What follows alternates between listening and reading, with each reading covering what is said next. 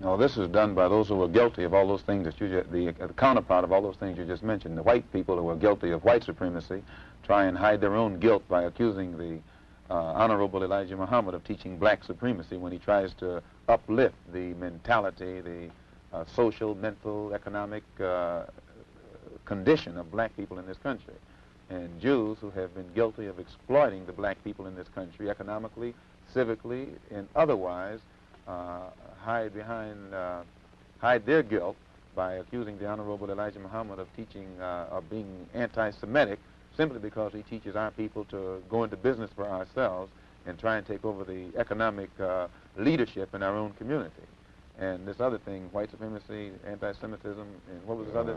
And hatred. And hatred. And since the white people collectively have practiced the worst form of hatred against Negroes in this country, and they know that they are guilty of it, now when the Honorable Elijah Muhammad comes along and begins to list the historic deed, the historic attitude, the historic behavior of the white man in this country toward the black people in this country, again, the white people are so guilty that they can't stop doing these things to make Mr. Muhammad appear wrong, so they hide their wrong by saying that he is teaching hatred. History is not hatred.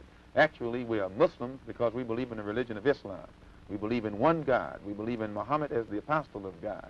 We practice the principles of the religion of Islam, which mean prayer, charity, fasting, brotherhood. And the Honorable Elijah Muhammad teaches us that since the Western society is deteriorating, it has become overrun with immorality, that God is going to judge it and destroy it, and the only way black people who are in this society can be saved is to not integrate into this corrupt society, but separate ourselves from it, reform ourselves, lift up our moral standards, and try and be godly instead of try and integrate with God instead of trying to integrate with the white man, or try and imitate God instead of trying to imitate with, the white man. It has been suggested also that this movement preaches a gospel of violence. No, the black people in this country have been the victims of violence at the hands of the white man for 400 years. And following the ignorant Negro preachers, we have thought that it was godlike to turn the other cheek to the brute that was brutalizing us. And today, the Honorable Elijah Muhammad is showing black people in this country that just as the white man and every other person on this earth has God-given rights, natural rights, civil rights, any kind of rights that you can think of when it comes to defending himself, black people we should have the right to defend ourselves also. And because the Honorable Elijah Muhammad makes black people brave enough, men enough to defend ourselves no matter what the odds are, the white man runs around here with the doctrine that Mr. Muhammad is advocating violence when he's actually telling Negroes to defend themselves against violent people. I see.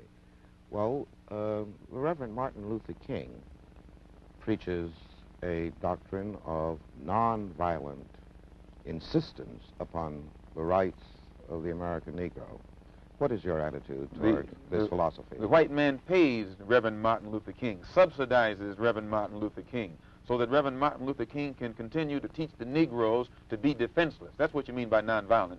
Be defenseless. Be defenseless in the face of one of the most cruel beasts that has ever taken the people into captivity. That's this American white man.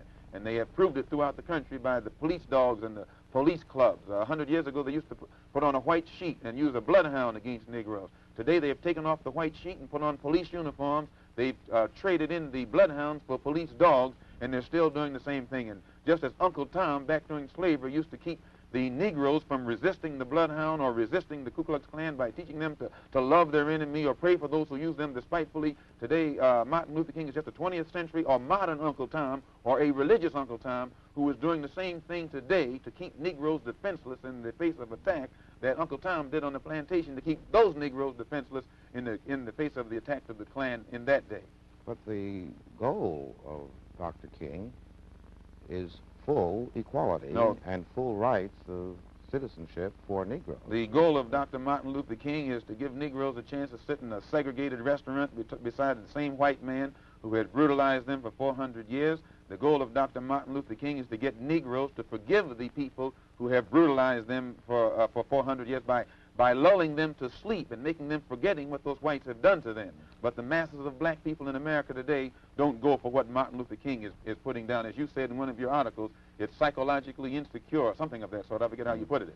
But you didn't endorse what Martin Luther King was doing yourself. I do not reject his goals of full integration and full equality rights for American citizens. Do you reject these goals? If you don't think that he's walking on the right road, I'm quite sure you don't agree that he'll get to the right place.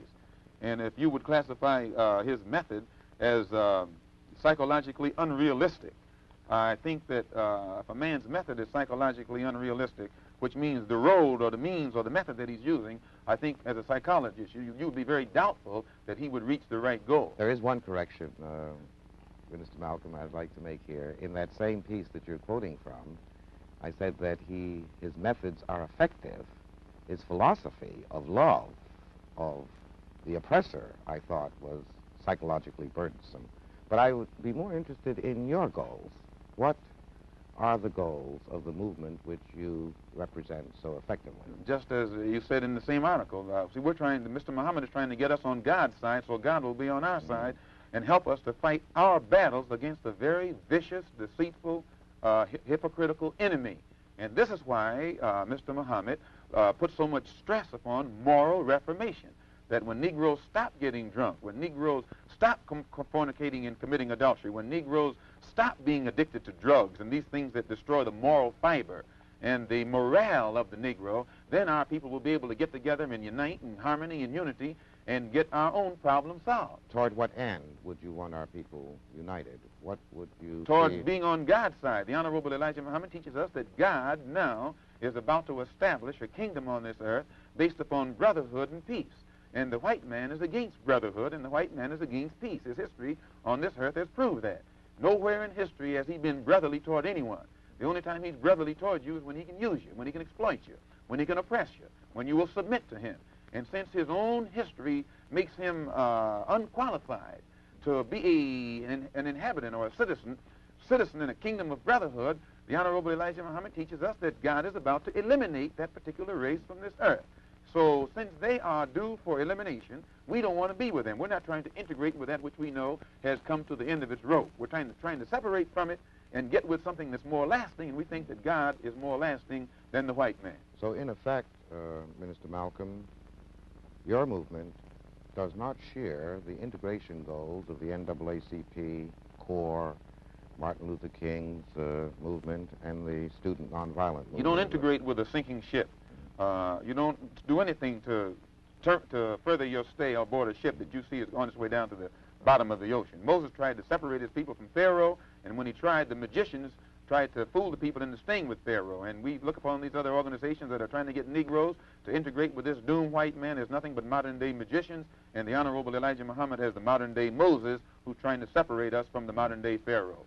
Well, do you feel that the Negroes who are attempting to influence the policies and actions of our federal government, the Attorney General, the President of the United States, When James Baldwin recently had a conference with Robert Kennedy, he took Lena Horne, who's married to a white man, Lorraine Hansberry, who's married to a white man, Belafonte, who's married to a white woman, Edwin Berry of the Urban League, who's married to a white woman.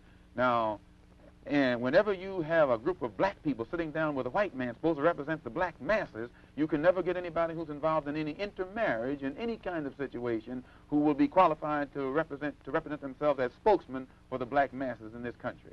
They were representing their own personal desires. They want to mix and mingle so that they can take their wife. They can go any of these places with their wife. They're involved in a mixed marriage. But you can't find masses, sir, of black people who will accept any black man who's married to a white man as a spokesman for black people, or a black woman who's married to a white man as a spokesman or a representative of what black people feel and think.